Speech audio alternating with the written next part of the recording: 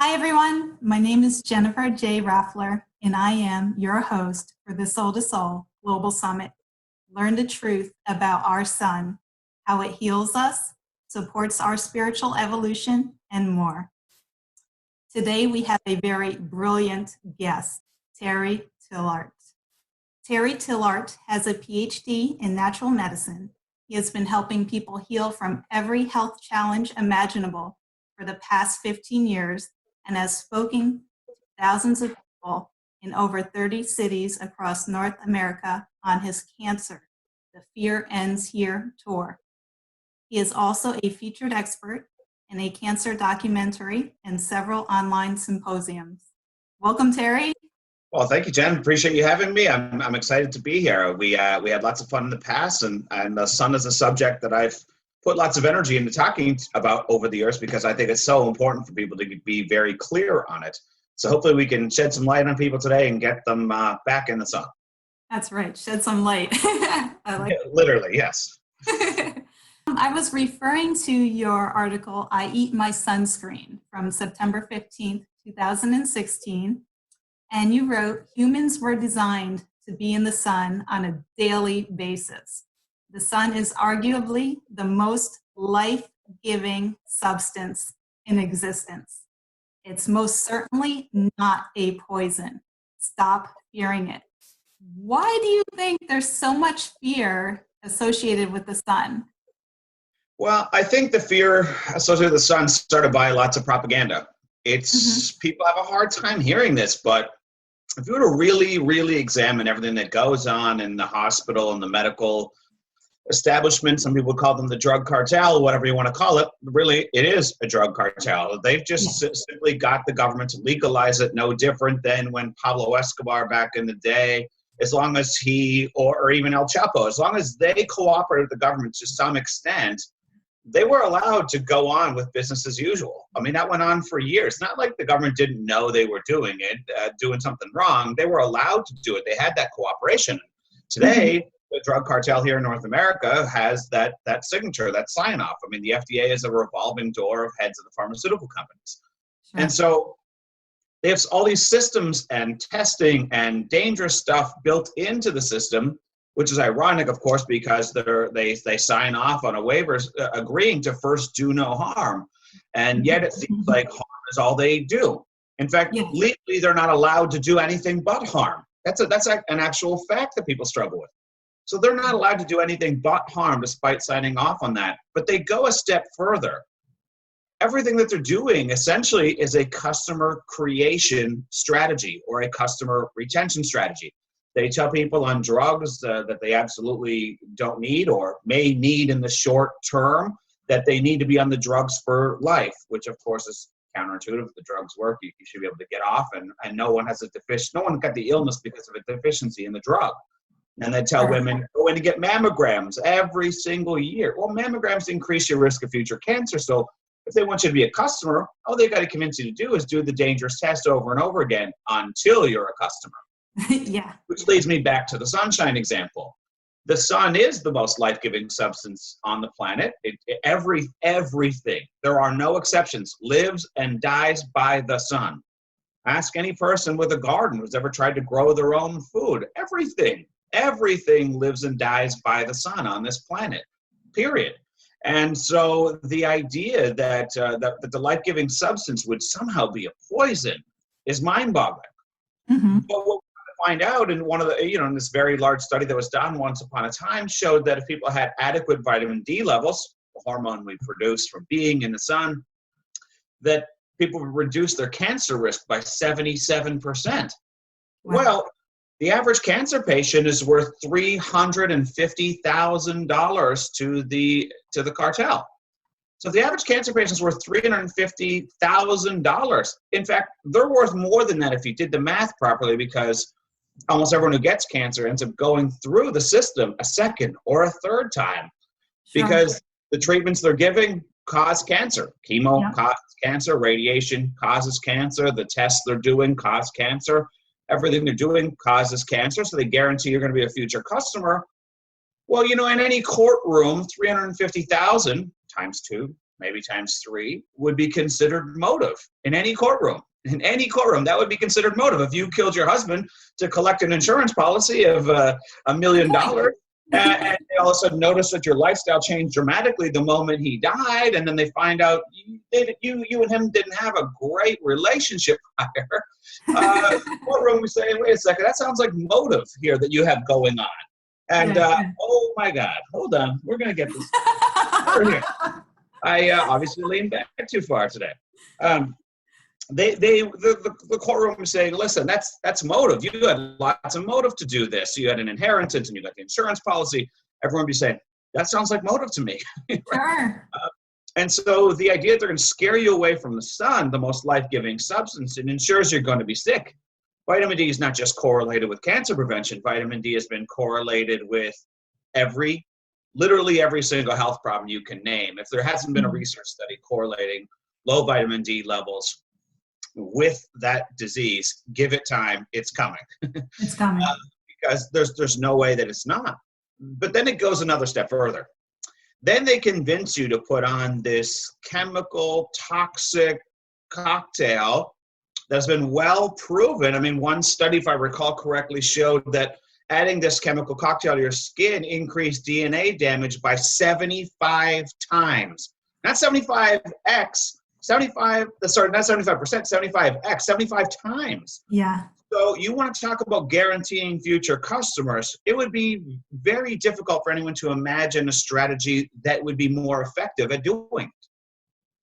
And so if you could objectively step away from all how nice the bedside manner is in the hospital and how nice the doctors and nurses are, beautiful the buildings are, if you could step away from all of that programming and just look objectively, try and find one thing in the hospital that is being done that is not a customer creation or retention strategy, especially if you see that pattern, then you can't look at vitamin D and see anything else. So when we apply the sunblock, it's doing a couple things. I mean, the chemicals that are in there, it's poisoning us. It's increasing DNA damage by 75-fold, like you said. That was just for one chemical. I believe that was Patamate 0. Yeah, that sounds right. So there's a slew of other chemicals that are in these sunscreens. We don't even know what they all do. Well, you may. I don't. The common consumer doesn't really know. But there's nothing good in there. It's not like they're putting aloe in there and vitamin C and vitamin E. It's a bunch of things you can't even pronounce. So on top of poisoning us with those chemicals, it's also blocking the vitamin D and it's blocking melanin production. And so that has an influence in our health as well. You're absolutely correct and very well stated. So when we go outside, even us glow-in-the-dark people, I'm glow-in-the-dark, you go outside and you go outside and you get the sun, and then your body produces this pigment. We call it a tan. It's a compound called melanin that your skin is making, and that is nature's natural sunscreen. I mean, every animal, including humans, were born to live out in the sun. We didn't all have houses and roofs and sunscreen and hiding from the sun. I mean, the gorillas and the crocodiles and all these other animals, they don't use sunscreen. Come on, people. Like, we're not using sunscreen, so why should humans? And that melanin production is what is our natural sunblock. That is one of our body's mechanisms for creating a natural sunblock. That's what protects us from the sun. So people say, you have no idea how pale I am. If I go out in the sun, I burn right away. And I say, yeah, well, that's because you're not spending any time in the sun. Mm-hmm. So that melanin is one of the greatest protectors of that sun. So like you said, it's probably wise to be gradual. It's probably wise not to abuse the sun. But the skin cancer rates of every kind are lowest near the equator. The skin cancer rates are highest in the countries that have been most effective in conning people into using sunscreen. Australia was the first biggest campaign for sunscreen, the first country to do this massive campaign, this slip, slap, slop, I believe they called it. I read about that, yeah. They were huge on this thing. And ever since it's been introduced, skin cancer rates are skyrocketing. But you can't convince an Australian somehow that that's completely wrong, false, ludicrous, and the exact opposite is what's happening. people at the equator have significantly lower stuff. I remember the first time I went to Antigua. It was my first time in the Caribbean, and I was, chatting with some of the workers at the hotel. They had much darker skin than I did, in fairness, but they were in the sun. I mean, it seemed like for 15 hours a day, every day, all the time. I never saw them using sunscreen. I never saw them concerned, and I was asking him questions, and he was, oh, no, we just get used to it. I'm like, well, what are the skin cancer rates like? I've never met anyone who had it. Yeah. I was all like, of course that makes sense. Why am I asking him this question? And of course, when you go look at it, you find out that the evidence is exactly that. In fact, several studies were done showing that outdoor workers have significantly lower rates of skin cancer than indoor workers. What could be more telling? If the roofer, and how many times do you see a roofer putting sunblock on? How many times do you see them being scared? They're not scared of the sun. They're bathing in it, and then the pale office worker comes out and she's slathering up, and she ends up with skin cancer where? Under the toenails, near the genitals, all these areas that don't even get exposed to the sun. And no one's asking the question saying, wait a second, I don't even get sun there. How did I possibly get skin cancer when I'm getting no exposure? And so it's really crazy. And so the body produces melanin through sun exposure to tie it back in. And that is our body's natural protection. Our other natural protection to the sun is if we were eating an appropriate diet, the skin's burning is like the rusting effect. We've all heard of antioxidants. The skin burning is an oxidative process. So when we're eating correctly and eating good foods, we have antioxidant protection from the skin oxidizing in the sun. And we also have melanin, and we have other things. So, one of my articles was, I eat my sunscreen. And I do. It just didn't come in a bottle. So you also said skin cancer does not run in families. Habits do. Yes. Ties into the diet as well. Yeah, habits do run in families, more than cancer. So let me use the vitamin D example. It's actually one of the most perfect ways to teach that habits, lifestyle choices, not genes, are what's causing the disease in the family. So if you bought into the sunscreen myth and the fear of the sun, and you really lived your life in that way, year over year over year, your vitamin D levels would gradually just continuously get lower and lower and lower and lower and lower. And along comes a new man in your life, and you get pregnant. Now all of a sudden your vitamin D levels are extremely low. How much vitamin D can you give to that child that you're carrying if you yourself have none? You can't give something you don't have. Yeah. So now that baby gets born with really, really low vitamin D levels, a scary low vitamin D levels. And then guess what happens when the baby comes out? You're slathering sunscreen on, you're putting the blankets, you're pulling over the tarp in the baby carriage. You're doing everything possible to keep that baby out of the sun. And then the baby gets cancer, and they say, look, it's genetic. That baby's only been alive for 1 year. You can't say their lifestyle caused cancer. And I say, no, absolutely. I can say that their lifestyle caused cancer. The childhood cancer wasn't random at all. The baby had 0 vitamin D and therefore immune dysfunction. Cancer is a dysdisease of the immune system. Okay. And the baby was alive for 9 months before it was born, having all these problems already starting. And then let's say you also ate a bad diet. What do you think was coming through the breast milk? If you didn't consume any of the nutrients that it needed to defend itself against cancer and build a good immune system, your breast milk could not contain those nutrients because you can't give what you don't have. Yeah. And then all of a sudden, then you start feeding the baby, starting to eat. I use the 1 year, whatever age that child is. The baby starts to eat. Well, the baby's going to eat what mom and dad eat. Yeah. So the habits continue to go on from generation to generation. That's why at the Thanksgiving dinner, nobody in the family is ever complaining. If there may be one person in 100 at the family dinner, I'm that guy, unfortunately, who complains about the food. Because everyone else in the family eats exactly the same way. That's why there's no complaints until someone becomes an adult. thinks for themselves, changes their lifestyle, pivots, deviates, eats very differently than when they show up to you're not getting the smoothies at the family dinner, I'm the only one who drinks them. No one in my family has ever had one, probably in the extended family. Like if I'm, over the years, maybe that's changing now because of the internet, but over the years, I never saw that. I never heard anybody doing that. And so then they say, well, Jen, you have skin cancer. No wonder your baby has skin cancer. He's got the same genes. No, he's got the same low vitamin D. He's got the same dietary habits. He got the same deficiencies you have that lead to immune dysfunction that leads to the cancer. So if you had no zinc in your body, the baby has no zinc now. You eat a diet with no zinc in it, where the hell's the baby going to get the zinc from? He's eating your diet and your breast milk, and you had no zinc and you had no vitamin D. Guess what happens? And they say, well, it's the No, it's not the genes. Well, my great-grandmother had it, and my mom had breast cancer, so I better get a preventative double mastectomy. And I say, has Granny and Mom ever tested their vitamin D levels? And they say, oh, no. Where do you get vitamin D from? The sun. Well, they're probably not doing very good in that department. I mean, they stay out of the sun and run scared from it. And I say, oh.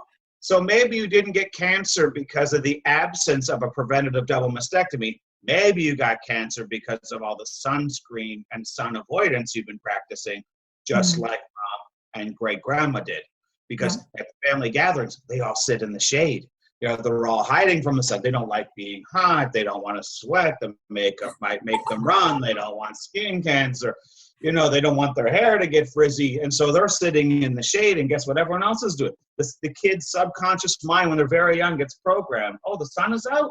We sit in the shade. That's what we do. And then when the adult gets older, it's not like fighting with mom, we should sit in the sun. No, it's we as a family sit in the shade. That's what we do. And there you go. Yeah. And generation after generation, we see where the gene story came to be. But the truth was, habits ran in families, deficiencies run in families, poor lifestyle choices run in families, and therefore the same diseases start to run in the same families too. People say obesity runs in the family. No, it's not obesity that runs in the family. It's that nobody in the family runs. Right? So we see these same patterns showing up, and that's where these mythologies get created. Can I add one more thing to that? That mythology is a great story for the cartel, because for the cartel, if they can convince you that you are somehow a victim and nothing was in your control anyway, hey, everyone's going to die anyway. Why would I bother eating healthy? Why would I bother trying to control my lifestyle or my risk factors? It runs in the family. Everybody's they can disempower you so easily with one myth that your health and your future were not in your control and that everything was random anyway. Because if I really believe that, I'd be partying my ass off too, like any normal person would. I mean, why would I bother with the smoothie when I can eat the greasiest spoon breakfast I want? Doesn't matter anyway. So the disempowerment of that story is awesome. It's one of their favorite stories of all time, along with the sun causes cancer. You better watch out for the most life-giving substance on the planet. They love that story. Talk about robbing someone of their life force. All they need to do is scare you away from the most life-giving substance on the planet and tell you everything's random, and then I've got you exactly where I want you. You're a guaranteed customer. And go buy this copper tone at $10 a bottle and put it all yourself and reapply it. Yeah, every 30 minutes. You didn't get enough of the 800 chemicals that are in there. You need some more chemicals. Yeah, add some more. Because if you take enough chemicals, then you need their special chemicals someday. Yeah, you'll need more. Yep, absolutely. Yeah. What are your thoughts on phototoxicity and photoallergy? Right. Those are issues of internal imbalance. That's exactly what those are. They're not random. I see lots of people with allergies of all kinds. For starters, I don't put any stock in allergy testing in general, but lots of people who told me they can't eat this food and they can't eat that food and they're allergic to this food and that food. Well, the funny thing is, I get them on the right path I correct some of those internal imbalances, and then they write to me a couple months later and say, oh my God, for the first time I tried to eat a tomato today. I haven't had one in years, and nothing happened. And they say, oh my God, and then I tried to eat this thing and that thing, and all these foods I used to eat that I was allergic to, and now I eat them and there's no problems. And I say, well, of course not. You weren't born allergic to things that are healthy for you. Mm-hmm. See, our society's got this weird confusion that there are certain foods that are good for healthy people, certain things, certain lifestyle habits. It would be like saying filtered water is good for some people, mostly the healthy, but it's really not good for sick people. And you would look at me like, what? Why would filtered water not be good for sick people? It's good for the healthy people. I thought it was good for everybody. The same is true about everything. If it's healthy for the species, it's healthy for every member of the species. That never changes. When someone is, sensitive to something, it's simply a reflection of internal imbalance. They're not really allergic to something that's good for them. That would be like a cow being allergic to grass, and you would say, well, that's not possible. Of course that's not possible. A chimpanzee allergic to bananas? No. You've never seen and never heard that, and why would every single thing on the planet lives and dies by the sun? You can't think of an exception. There's never been an exception of it. So how would all of a sudden someone be allergic to the sun? No, their internal imbalance, their lack of sun exposure for so long can make them maybe sensitive. The same way if you and I were on a motorcycle and we fell off the motorcycle with no protective gear and we got this extreme road rash everywhere, and I take a cat hair and I touch that scab, you jump out of your skin like I punched you or stabbed you with a knife, but the truth was it was a tiny little touch, but you were so sensitive. Mm-hmm. That rash was so sensitive, but if you fix the rash, all of a sudden, all of that stuff goes away. That same area that was so sensitive, I can smack it later and it'll be just fine. Yeah. Right. And so we find a lot of these issues, but at the end of the day, no one's allergic to the sun, and everyone is allergic to the chemicals in the sunscreen.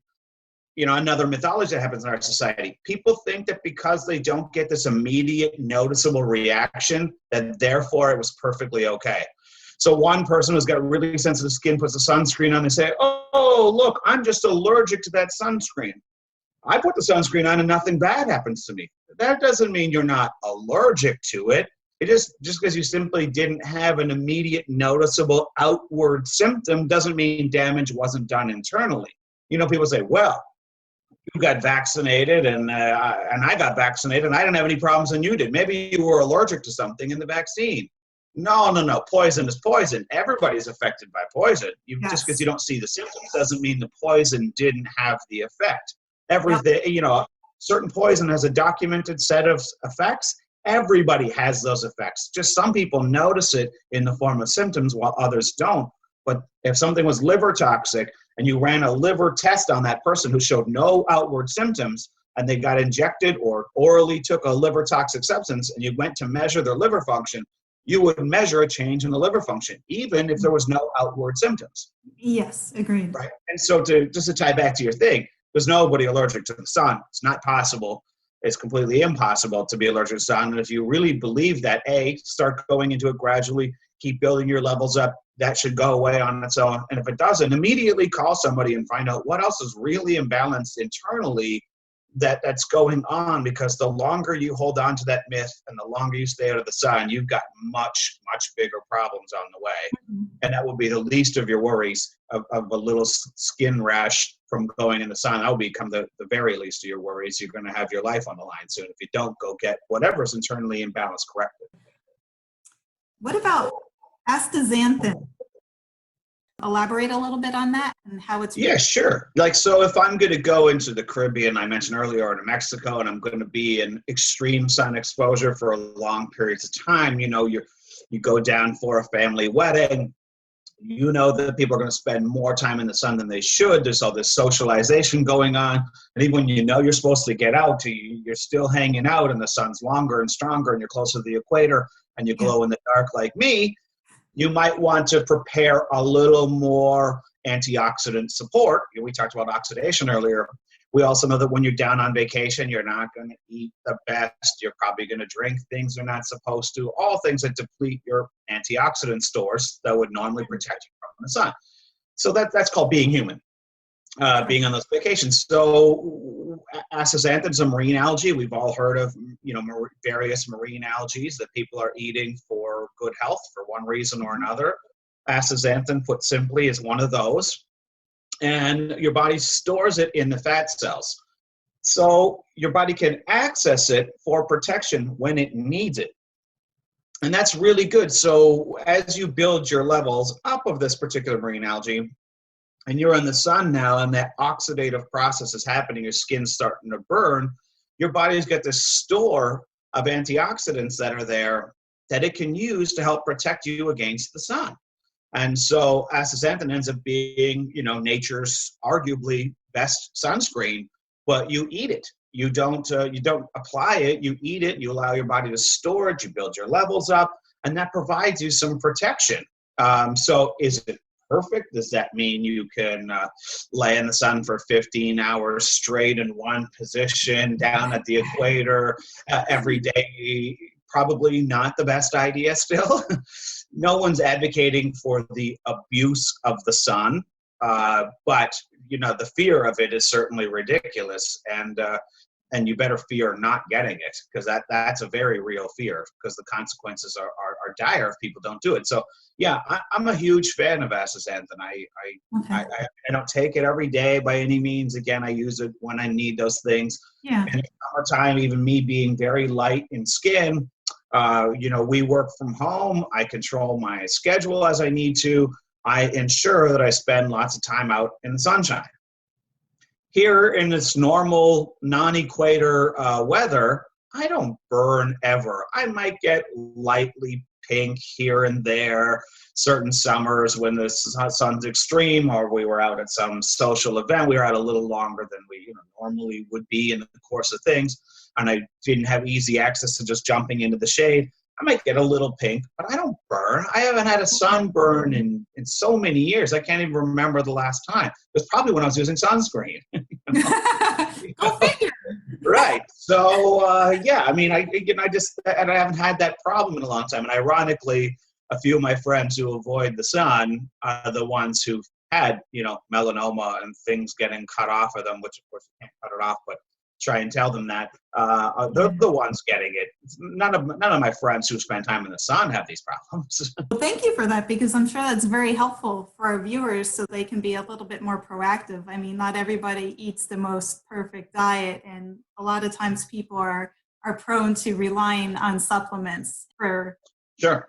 their healthy needs, which isn't the best idea, but I totally understand it because I've been there.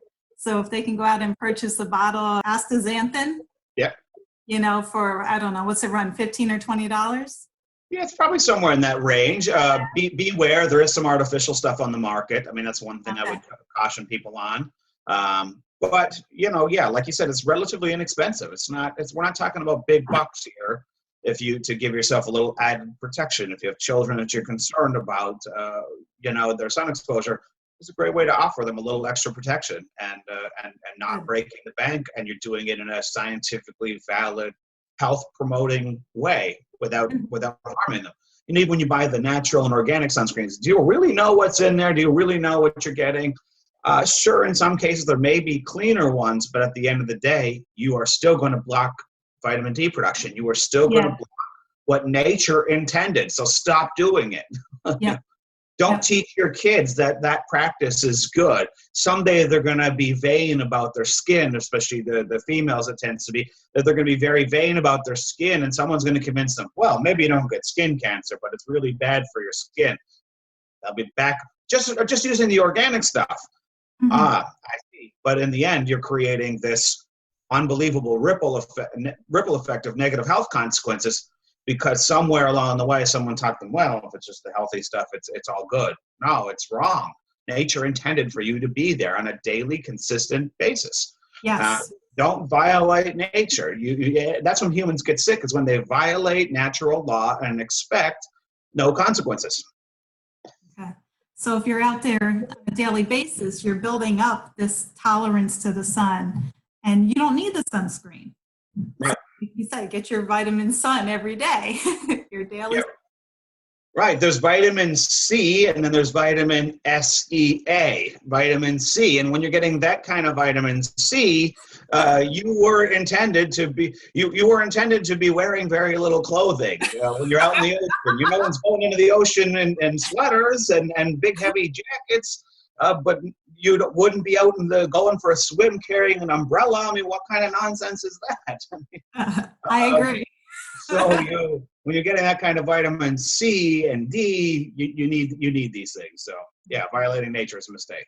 What do you think about chemtrails? Do you think part of the problem with that, or not the problem on their end, but on our end, is it's blocking the UV rays from getting to us? Do you think that was part of the plan?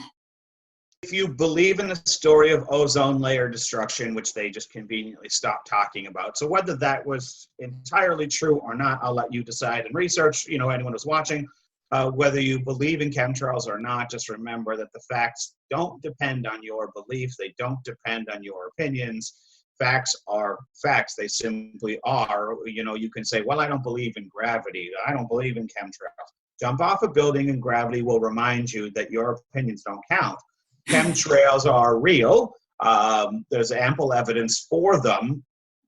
What we don't know for sure is what are all of the effects of them. So could it be blocking UV rays and vitamin D production? That's plausible. It's definitely plausible.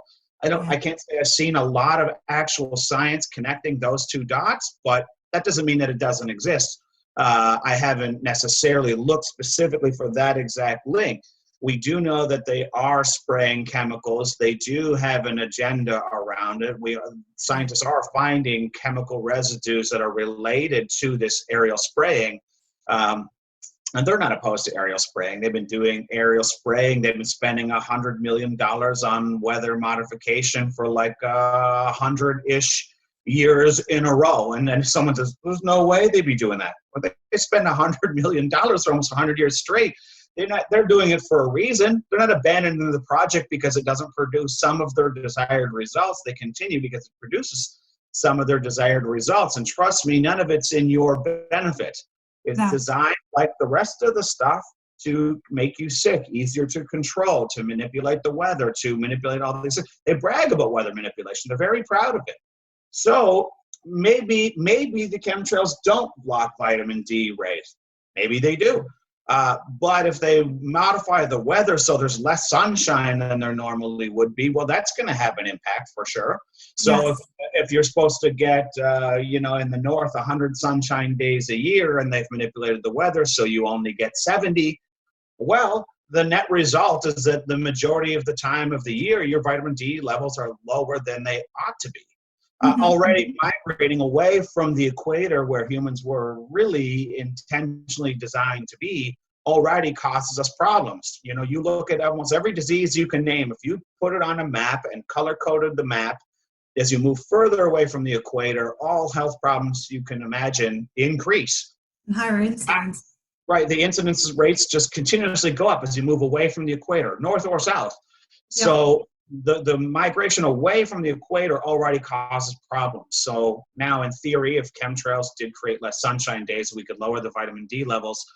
And there we go. I talk about type 1 diabetes, another super taboo subject, and not to get into that, but the month of the year that they were born has a high correlation with type 1 diabetes diagnosis.